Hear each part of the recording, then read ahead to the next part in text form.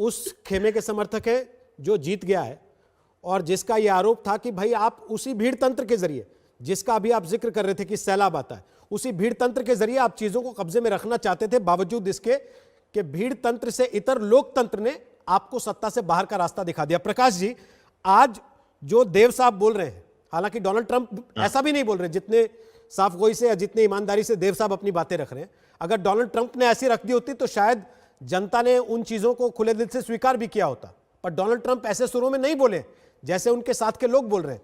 क्या यह महाभियोग की तलवार है जिसकी वजह से अब चीजें बदल रही हैं कि आपके जो 10 दिन बचे हैं वो भी बेइज्जत करके आपको हटा दिया जा सकता है, इसलिए आप कम से कम अब रास्ते पे आइए? हाँ, first of all, thank you for having me.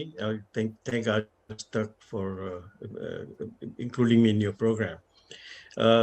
ये बात ऐसी है कि पहले दरअसल में क्या हुआ ये सोचना चाहिए।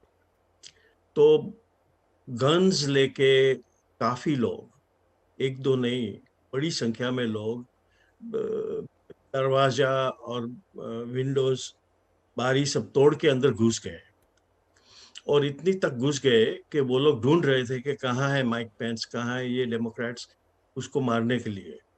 और डेमोक्रेट्स को सेनेटर्स, रिप्रेजेंटेटिव्स जो अपनी सेशन चला रहे थे उसको बचाने की बड़ी कोशिश की गई और ये मिरेकल है कि कुछ जानहानि नहीं हुई हमारे संसद में। एंड सो ये छोटा नहीं था, उसको छोटा बनाने की कोशिश की जाती है मगर छोटा नहीं था, बड़ा बुरा काम किया है।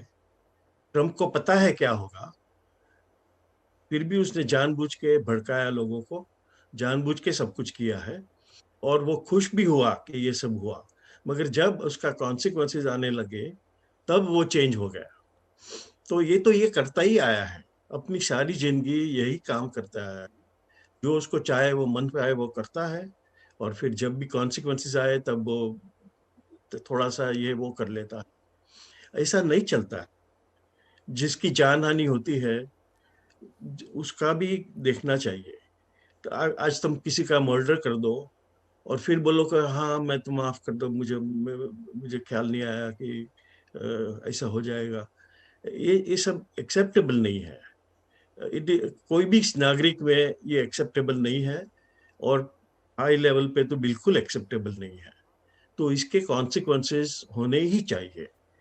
अगर इसके कॉन्सिक्वेंसेस नहीं होते तो बड़ा नुकसान हो सकता है, क्योंकि भविष्य में यही बात किसी और को करने का अचानक मिलेगा कि चलो ये तो ठीक है, जो चाहे कर सकते हैं, मर्डर भी कर सकते हैं, ये भी कर सकते हैं, वो भी कर सकते हैं और फिर कह देना कि चलो मैं शर्मिंदा हूँ, माफ कर दो मुझे और बात खत्म हो गई। ऐसा नहीं होता है। कानून सबको लागू पड़ता है और कानून के दौर से ही ये सब होना चाहिए। ये गलत बात है। और जो नैन्सी पेलोसी ने कहा, चक शूमर ने कहा, किसी को ऐसा शौक नहीं है कि कोई प्रेसिडेंट के 13 दिन बाकी है, 13 डेज लेफ्ट है, तो वो टाइम में उसको इम्पीच करें। इम्पीच करेंगे या नहीं? अब अभी करना चाहते हैं मगर टाइम इतने कम होने से टाइम पे इम्पीचमेंट होगा या नहीं वो हमें पता नहीं है। इशू टाइम का है होना चाहिए, या इस बात को होना लेके है चाहिए। कि ट्रंप की विचारधारा भी अमेरिका में जड़ें जमा चुकी है? वोट्स तो उनको भी रिकॉर्ड मिले हैं, आप जानते हैं, और जिस तरीके से लोग उनके कॉल्स पे सड़कों पे उतरे हैं, ये चिंता की बात तो होगी आने वाली सरकार के लिए भी। हाँ, मगर एक बात समझने की है जो ज्यादातर मीडिया में आती नहीं है कि कौन लोग आए। जो लोग आए, जो लोग का प्रदर्शन हुआ, अगर जो जानकार है उसको पता है कि ये ज्यादातर वाइट सुप्रीमेसिस्ट लोग थे। वो लोग संसद में गए सिर्फ बंदूक लेके नहीं, मगर वो झंडा लेके गए जो झंडा कन्फेडरेसी फ्लैग कहा जाता है। वो कन्फेडरेसी फ्लैग क्या है? जब अमेरिका में जब सिविल वॉर हुआ था तब दो पक्ष थे। जो दूसरा पक्ष था जिसको स्लेवरी चालू रखनी थी अमेरिका में, इसी कारण वो सिविल वॉर हुआ। और वो स्लेवरी चालू कर रखने वाला पक्ष का कन्फेडरेसी था और वो उसका फ्लैग था। वो फ्लैग लेके गए ये लोग संसद में।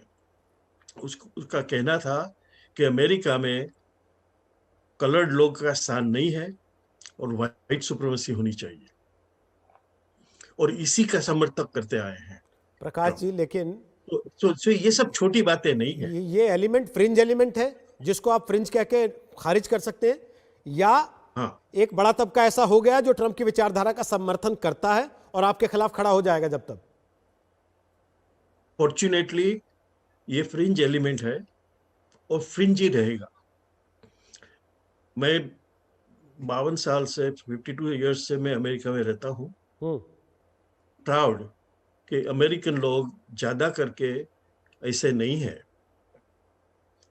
Bulk of the people are very very welcoming, and the coloured people, all of them do live very well in America. हम लोग भारतीय हैं, ठीक। हम लोग आए थे कितने साल पहले, और हमें जो अवसर मिला है,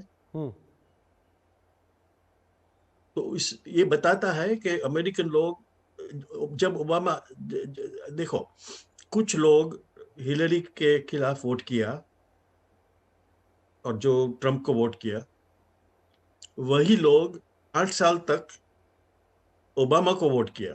ठीक है। ये दिखाता है कि ये लोग ओपन है।